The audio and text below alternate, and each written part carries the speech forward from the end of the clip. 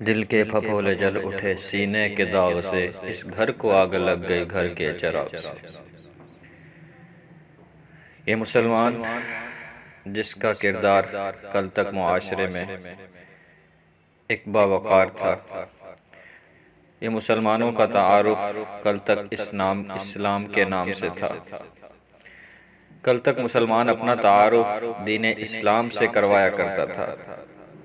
اور آج کا مسلمان کا کردار،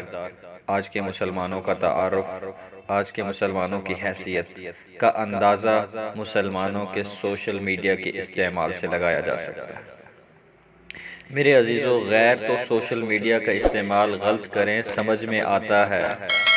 اللہ اور اس کے رسول کی نافرمانی، اللہ اور اس کے رسول کو نہ ماننے والے سوشل میڈیا کا استعمال دین اسلام کی مخالفت کے ذریعے کریں سمجھ میں آتا ہے۔ یہ آج کا مسلمان کو کیا ہو گیا؟ یہ مسلمان نوجوان نسل کس راستے پہ چل پڑی کہ اس نوجوان نسل کے آباء و اجداد کوٹھے پہ ناچنے والیوں سے نفرت کیا کرتے تھے۔ کوٹھے پہ ناچنے والی طوائف سے نفرت انہیں اچھا نہ سمجھتے تھے،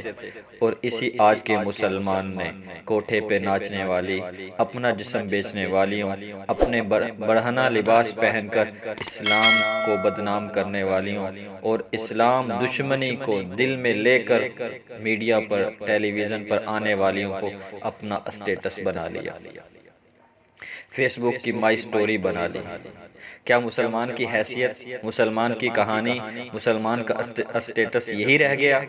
کہ وہ غیروں کو اپنی سکرین پر نمایاں کر کے بتلائے کہ ہم ایسے ہو گئے؟ نہیں میرے عزیزو، ہرگز نہیں، بس دھوکے میں چلا گیا۔ دنیا ایسی دل میں رچ بس گئی کہ دین کی وقت نکل گئی،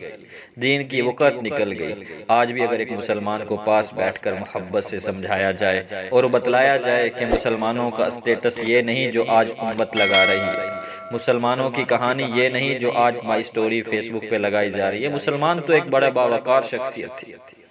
مسلمانوں کی تاریخ تو ایک باوقار تاریخ تھی،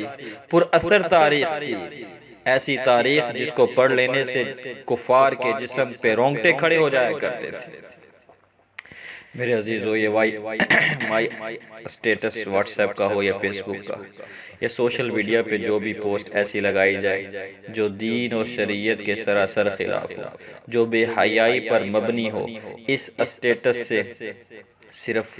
دین اسلام بدنام نہ ہوگا،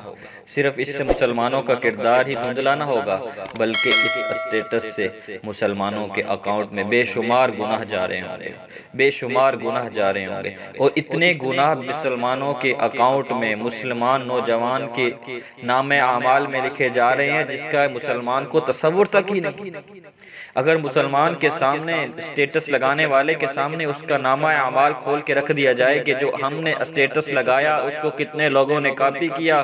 کتنوں ہی نے آگے شیئر کیا، اور کہاں تک چلتا جا رہا ہے، اور سب کا